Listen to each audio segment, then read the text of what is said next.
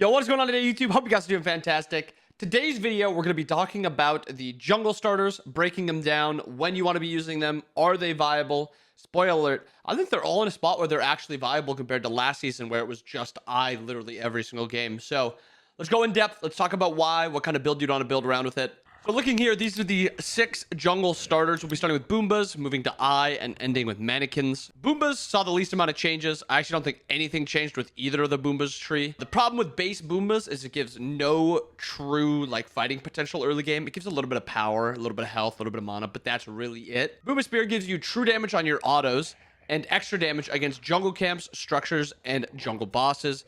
And then you get that big heal and you get that big power buff after you kill one of them. Boomba Spear is now your go-to full damage item for junglers because it gives power, it gives good power, it gives good pen, it gives good cooldown reduction, and actually removed cooldown reduction from a lot of things, so it's actually valuable getting it on this item. I think it is a really strong go-to item for a lot of builds. This dodgy game yesterday, I went this with Hydras and Serrated, and this gave me 40% pen. I also had 40% cooldown. It gave me pretty good lifesteal, and I was just one-shotting with it. The build felt really good, and the Boomba Spear kind of allowed me to build maybe a slightly different item here. If I didn't have a Boomba Spear, I probably would have gone a Crusher or something here just for a little bit extra pen so I could actually one-shot the front line. But I didn't need to do that, and I could actually go this Bloodforge for snowballing team fights, and then this Boomba Spear kind of made up for that. So that's what I think the strength of Boomba Spear is. Boomba's Hammer is the one that I'm still a little iffy about. I built it in a Willix game, and it felt fine, but I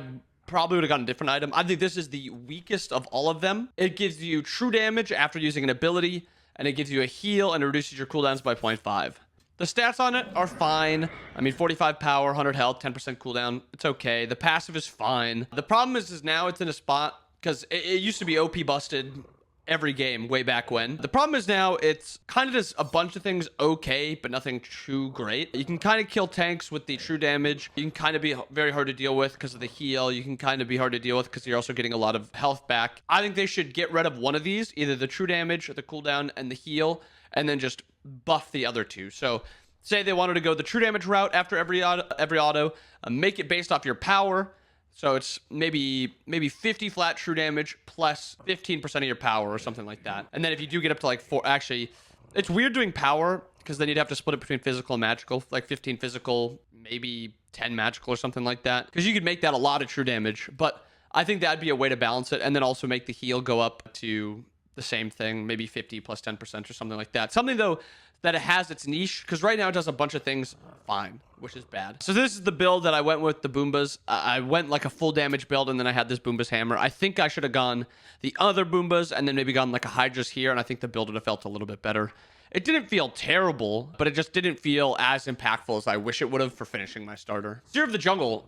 I think Sear of the Jungle is statted phenomenally now. 50 power, 35 physical protections, 25% attack speed, and additional damage to jungle bosses and jungle monsters. This is still my item that I go to for Mercury. Getting the extra survivability, the power, the attack speed is all really nice, and then the objective damage is also sick. Outside of Mercury, I don't really pick it up a ton because a lot of times I'd rather have a Boomba Spear, but I think Sear is definitely still a good item.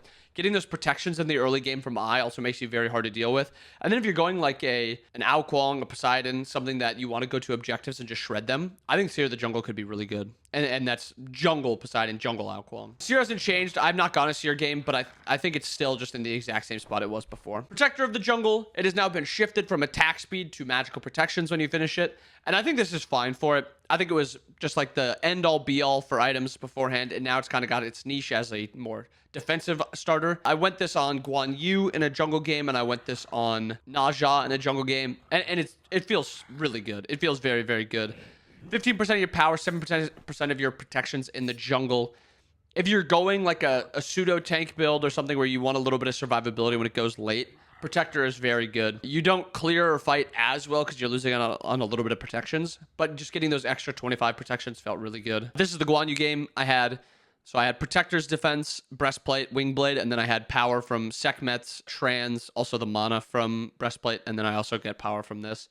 And I felt very hard to deal with. And then also this Naja game, I went Protector. Again, I went Breastplate of Regrowth, I went the Wingblade, I had the Protector of the Jungle, and I felt very, very hard to deal with. And I felt like I was doing a lot of damage too. The last two items, Mannequin's Mace. It feels good. It really does feel good. I feel like it's in a finally a decent spot to actually compete with other items because of that attack speed.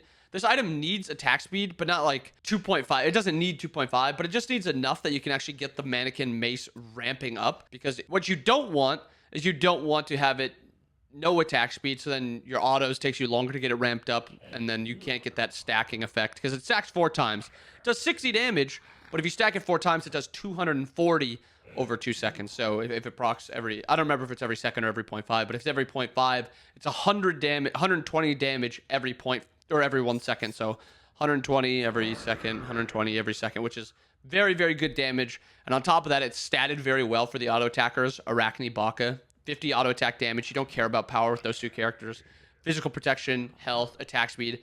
It's statted very good. I like it as it is. Does it contest in solo lane? No, I think this item is still only a jungle item, but I like how it's evolved into. This is the Baka game I had. I even opted for a slightly less damaging build. I went for this wing blade because of how many slows they had, the survivability. The Mannequin Mace added a lot of damage into my build. I ended up with 16k, but this was kind of a blowout game where we were kind of just stomping them. But together, the Mannequin Mace and the wing blade, I was doing so much damage, even though I had a couple more defensive items. Mannequin Hidden Blade, it lost its damage reduction, but in return, it gets 15% attack speed. And then also the slow doesn't last 5 seconds anymore. It lasts 3 seconds, but it's stronger. It's now 25% instead of 20%. So a little bit of shift there where you're able to actually burst them in those 3 seconds because they're slower. They can't really get away.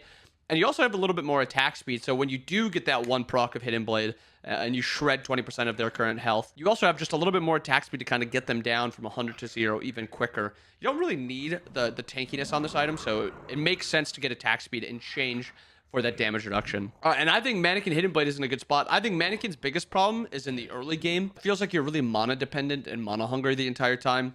I tried in a Willix game where I went Hydra's second, and it felt a little bit better. It felt like I wasn't completely out of mana all the time, and I liked how this build felt more than that other build. The Mannequin Hidden Blade gave me 1-shot potential along with Hydra's 1-shot. Serrated gives me a little extra pen, and then Crusher 2.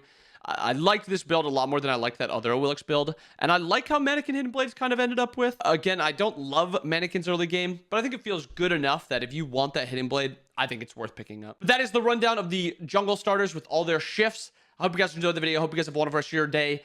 Let me know what you guys have been running in the jungle. What's your favorite starter currently? Have you been going back to that eye, even though it's lost its attack speed? Do you like Mannequins because it now gives attack speed? Or do you just like the easy breezy game of Boombas and you just go for that? But let me know. Drop it down in the comments below. Hope you guys enjoyed it. See you boys. Peace.